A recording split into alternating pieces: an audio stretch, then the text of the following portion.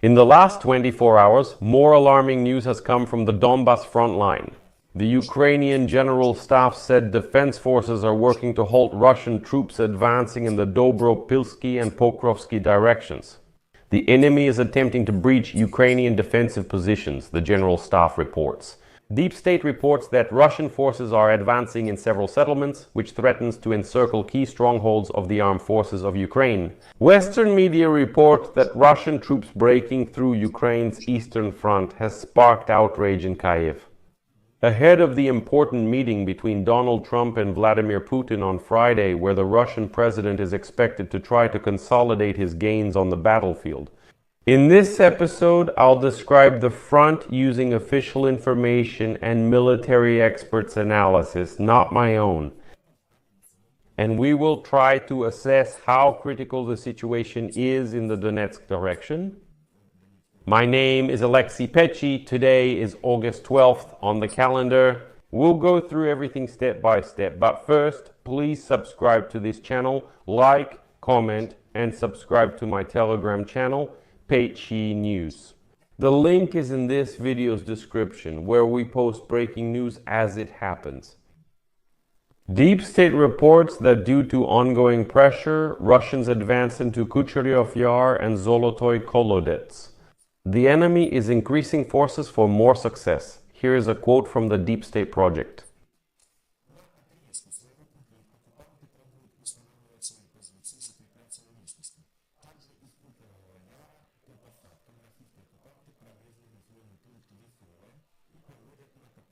The project added that the Russians do not plan to stop there and are trying to build on their success toward the Dobropilya-Kramatorsk highway, consolidating in the area of Novovodyanovo and Petrovka.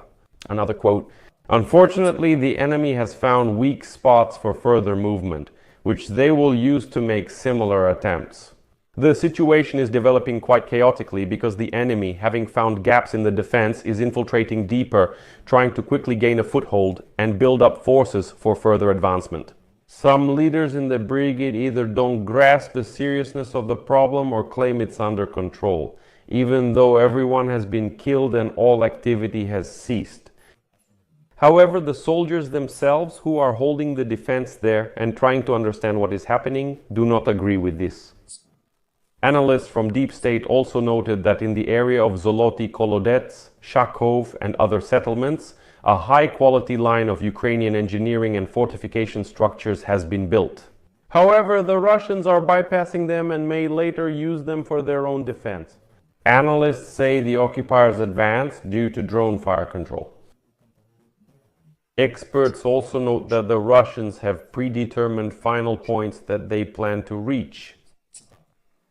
After final consolidation and build-up, mandatory efforts to advance deeper into the territory will occur, with drone crews involved, complicating alternative logistics and holding surrounding positions. For the defense forces of Ukraine, with this turn of events, if it doesn't change, we might face a situation where Dobropilya falls faster than Pokrovsk. Previously, analysts from Deep State reported that Russians infiltrated their sabotage and reconnaissance groups into Pokrovsk. It is noted the enemy sent about 150 soldiers to the city, but only around a fifth arrived. In general, to reach Pokrovsk, the occupiers had to travel for 14 days. Thus, in a day, the Russian saboteurs crawled about 600 meters trying to remain unnoticed. The night before, Officer Bohdan Krotevich said Pokrovsk and Mirnohrad are nearly encircled and Kostiantynivka is partially surrounded. And we will get back to Krotevich's statement later. On August 12, Operational Strategic Group of Troops Dnipro representative Viktor Trehubov said reports of an enemy breakthrough near Pokrovsk are false. Here is his quote. "As of now, the situation in the Pokrovsk and Dobropilya directions is somewhat confusing for those who do not understand how maps are made based on open sources. The General Staff of the Armed Forces of Ukraine said the Ukrainian Defense Forces are working to halt the Russian advance in the Dobropilya and Pokrovsk directions. The enemy is attempting to breach Ukraine's defensive lines. It is noted that the defense forces are engaged in heavy fighting against the enemy's superior forces. In the Pokrovsk direction alone, the Russians have gathered more than 110,000 personnel. Here is a quote from the General Staff's statement. "The Russian invaders are acting boldly to break through our defenses. Despite losses, they are trying to infiltrate our defenses with sabotage and small infantry groups. In particular, several small enemy groups, bypassing the positions of Ukrainian defenders, attempted to advance toward the settlement of Zolotoy Kolodets. In addition, taking advantage of the local terrain, saboteurs secretly infiltrated the settlements of Dalshi." The General Staff of the Armed Forces of Ukraine reported some enemy groups have been destroyed and the rest are being eliminated. They noted that the situation on that section of the front is difficult and dynamic, but Ukrainian soldiers are taking the necessary measures to detect and eliminate the occupiers. Another quote, "The Commander-in-Chief of the Armed Forces of Ukraine has allocated more forces and resources to strengthen defense and planned measures to block enemy groups in a specific area.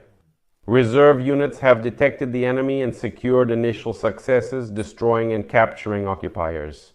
The defenders of Ukraine are focused on carrying out their assigned tasks, holding the lines, and need the support of the entire society to repel new enemy offensives." The Ukrainian military channel Vyviktis reports that the previous line of contact no longer exists and explains the current situation. The project states the enemy is penetrating deep into Ukraine's defenses, causing friendly and enemy positions to become chaotically mixed. And next, I will give a large quote from Vyviktis, which explains what is happening. Quote, "This is what it looks like. The occupiers place thermal camouflage ponchos on the ground, cool them, and then move in pairs at night wearing them. Movements between positions are closely monitored. The control officer gives instructions, uses a drone, and checks camouflage. In danger, the group lies down and covers with a poncho, only revealing themselves when crossing open fields. Surveillance is very difficult in forests and populated areas. They move without carrying anything, then reach the final point of a deep line and take cover. They ambush the Ukrainian defense forces there. Then new groups are brought in along the scouted route. Logistics are handled by lightning units. Cargo wings deliver limited provisions and fresh radio batteries. Prisoners aren't usually taken because it's hard to transport them. Civilians along the route of advance are eliminated to prevent the spread of information about routes and positions. Thus, after a period when UAVs destroyed maneuver warfare and small infantry group tactics, the war once again revolved around maneuvers, only now with two-man rifle teams. And accordingly, around their covert movements, infiltration buildups, as well as assaults and clearing of positions. All such groups advance as long as possible, risking being cut off deep within our lines and left without a drop of water or any fire support. That's why we once again need depth in our defense on the second and third lines, as well as rapid response groups that will clear out cut-off concentrations and block discovered routes.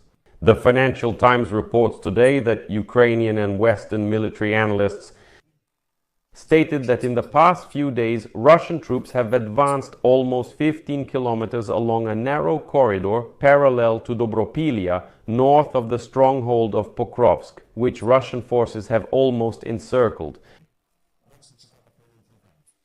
The offensive threatens to cut off the vital road connecting Dobropilya with Kramatorsk, while at the same time allowing Kremlin forces to outflank the belt of fortifications and defensive lines built over the past few months. This is one of Russia's biggest achievements this year and comes at a critical time for Ukraine. Ukrainian President Volodymyr Zelensky confirmed the advance Tuesday, telling foreign journalists the situation is most difficult in Dobropilya. He added that Russian units had advanced about 10 kilometers deep and were moving without equipment, only with weapons in their hands. Zelensky directly linked the Russian offensive to the upcoming talks between Trump and Putin in Alaska, stating that it is aimed at creating the impression that Russia is advancing and Ukraine is losing ground, to put political pressure on Ukraine and achieve some concessions. Zelensky said he expects Putin to try to blame Ukraine for failing to end the war at the Trump meeting in Alaska. Zelensky, visibly frustrated, did not dismiss possible territorial concessions for peace.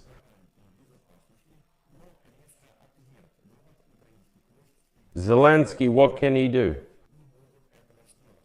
Withdrawing troops in exchange for a ceasefire would allow Russia to capture a number of cities that have been heavily fortified since 2015, forming a strong defensive belt. According to him, this would allow Moscow to use this area as a springboard for new offensive operations. What will the Financial Times write next? Elite 1st Corps National Guard AZOV forces were deployed to take charge of the defense area in the Pokrovsk direction and are working to block enemy forces there, according to the Ukrainian General Staff. I'll share 2 key quotes at the end. It's up to you how to respond to them. The first quote is from Taras Chmut, founder of the Comeback Alive Foundation. The situation in Donetsk is the result of actions or inaction that have been warned about for a year and a half. And the second is from the former Chief of Staff of the Azov Brigade, National Guard Lieutenant Colonel Bogdan Krotevich. Quote,